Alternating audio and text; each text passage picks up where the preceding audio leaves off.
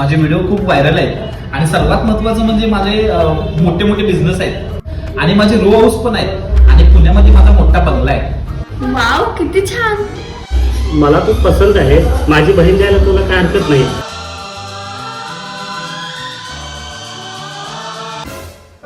अहो मी तुम्हाला कुठेतरी बघितले हो. होय काय? बघितलं काय? अहो अख्खा महाराष्ट्र मला ओळखतोय.